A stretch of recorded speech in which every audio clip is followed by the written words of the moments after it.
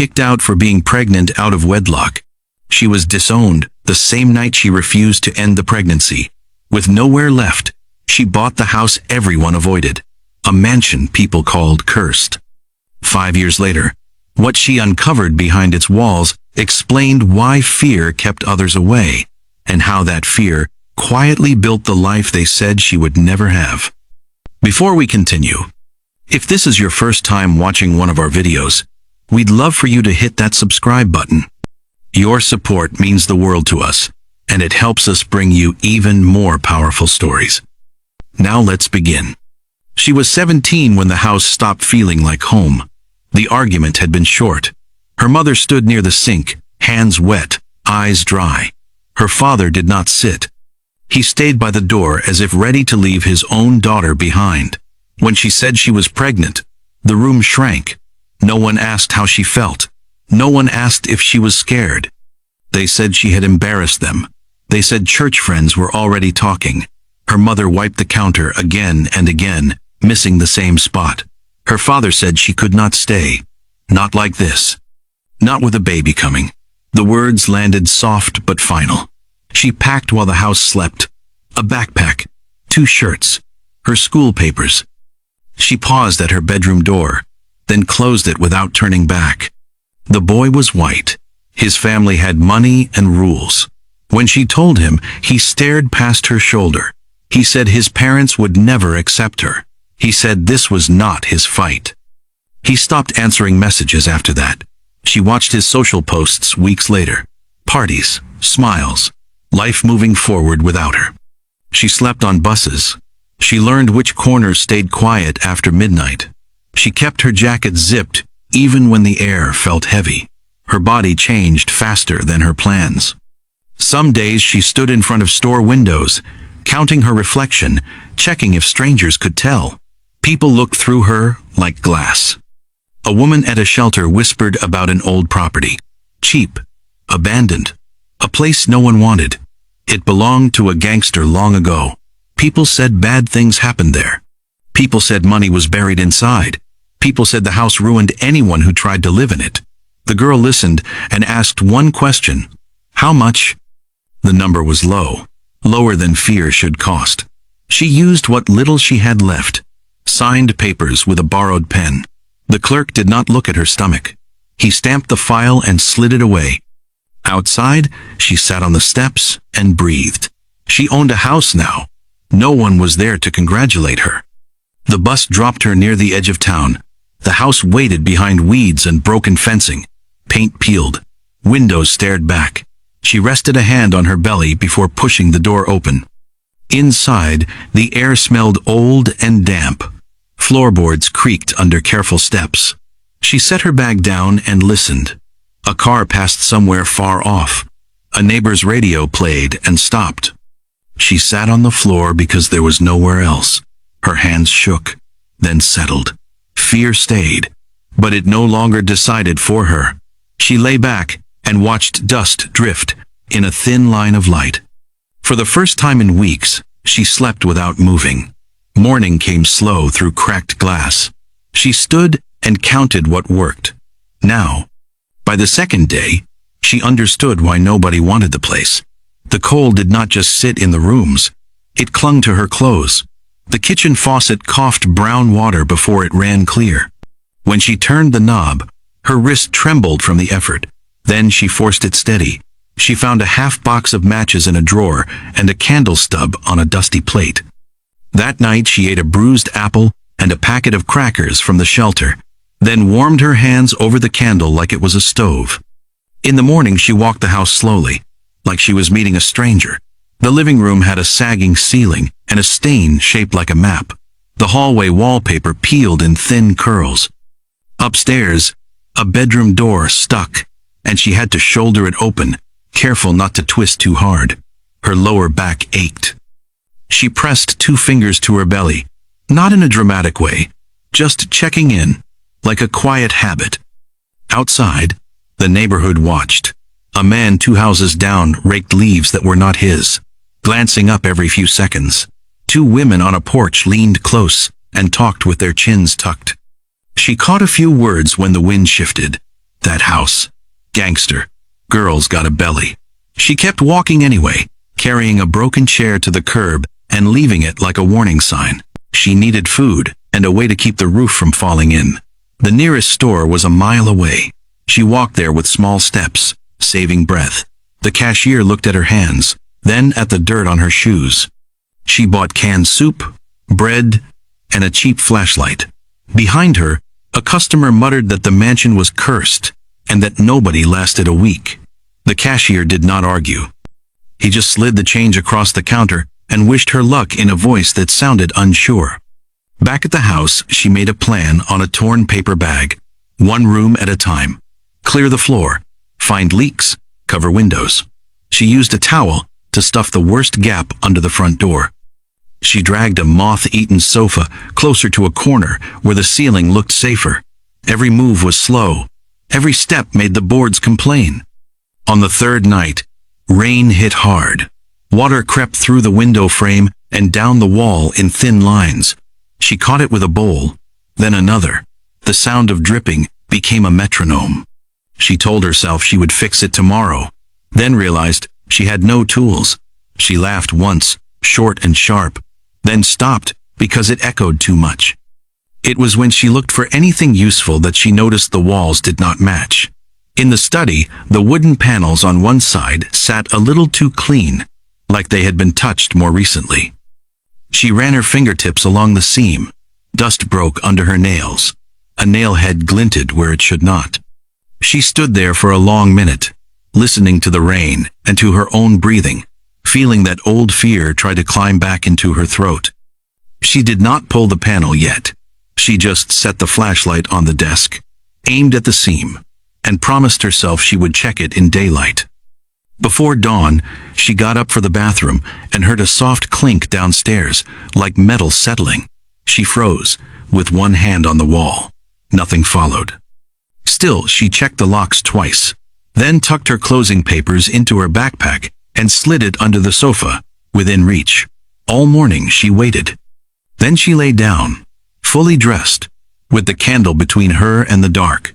Sleep came in pieces, and each time she woke, she stared at the study door like it was staring back.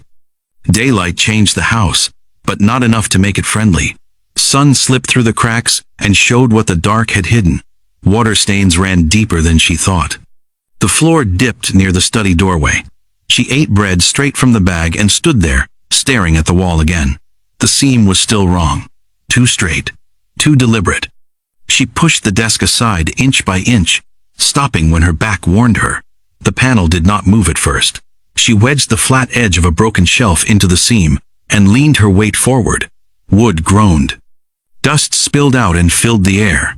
She coughed and covered her mouth, waiting for the feeling to pass before trying again. This time the panel shifted.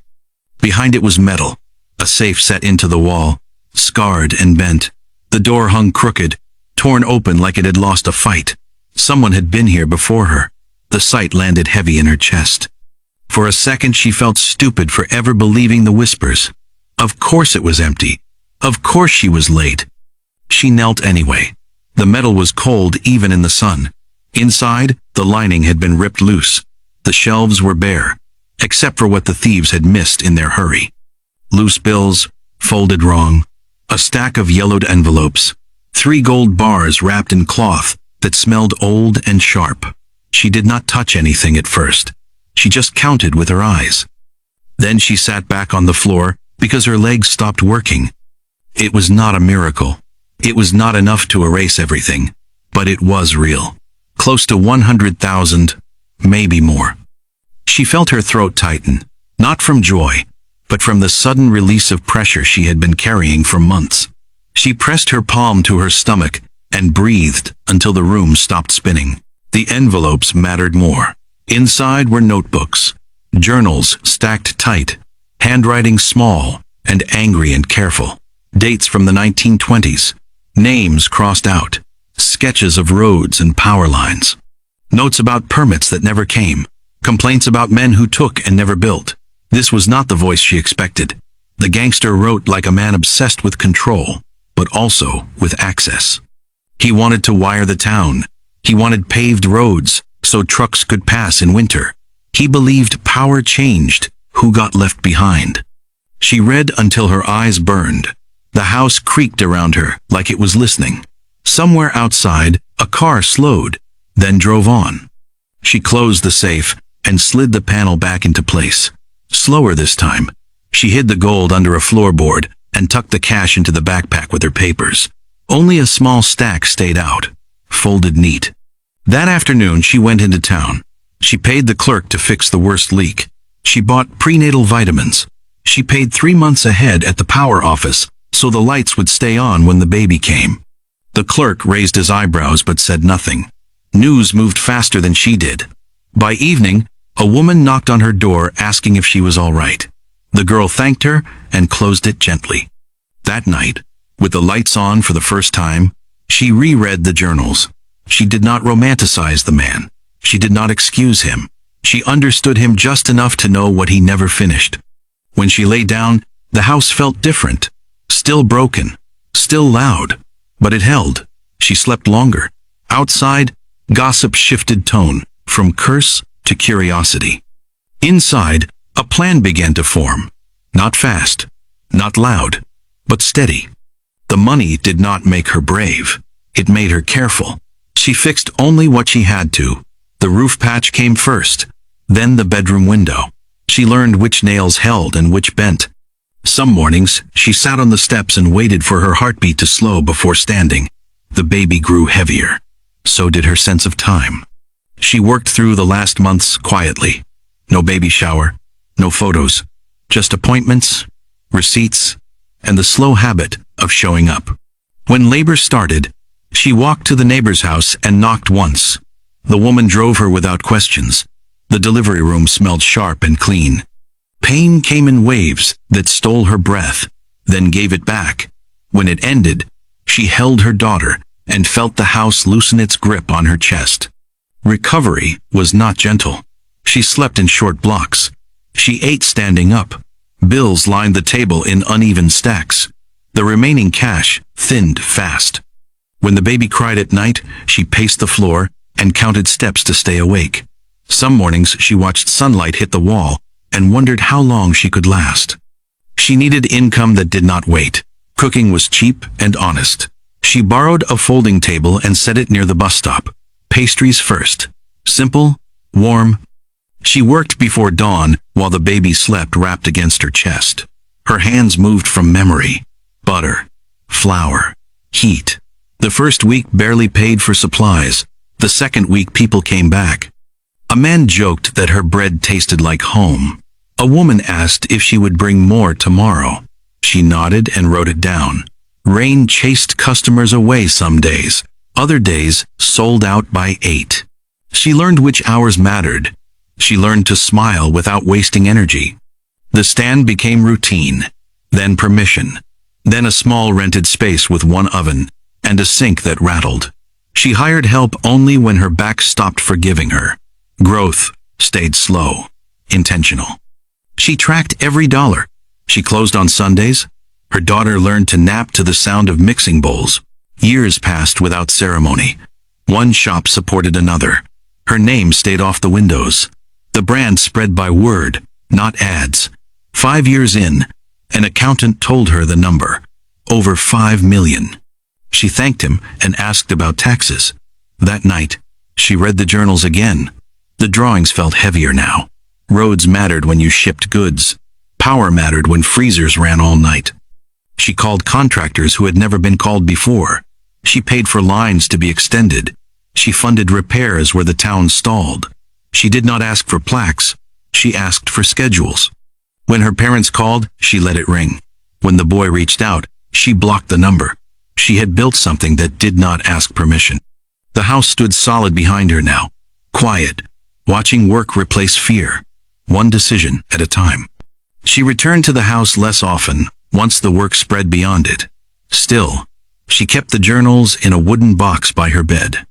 Some nights, she opened them and traced the lines with her finger, not reading, just remembering why she started.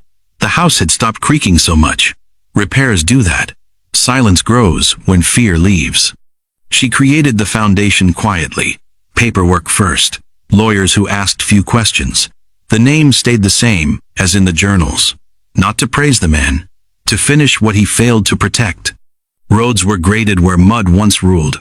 Poles went up where candles used to burn low. Power reached homes that never expected it. No speeches followed. People noticed anyway. The town changed in small ways. Shops stayed open later. Children studied without squinting. Trucks moved even after rain. Some neighbors finally knocked to say thank you. She listened and nodded. Praise never stayed long with her. It slid off like water. Her parents tried again. A letter this time. Apologies folded into careful sentences. She read it once and placed it back in the envelope. She did not burn it. She did not reply. The past no longer needed answers. Her daughter grew fast. Strong legs. Loud laughter. She ran through the house without fear, touching walls that once scared grown men away. The girl watched her and felt something settle. This was the point. Not the money, not the buildings. This sense of arrival without asking. One afternoon she unlocked the study and showed her daughter the wall. She did not explain everything. She said only that people leave things unfinished, and others decide whether they matter. Her daughter pressed her ear to the panel and smiled. The house that once carried rumors now held plans and meetings. The curse faded because no one fed it anymore. She stood on the porch one evening, lights glowing across the street, and felt calm without effort. She had been rejected once. It did not define her. She had built something steady from what others abandoned. The town moved because she chose to stay. The legacy was not inherited. It was completed. If this story stayed with you, don't scroll past it. Some people are written off early. Others prove the ending is a choice. Subscribe for more stories where rejection doesn't win. Silence builds strength, and purpose is earned, not given.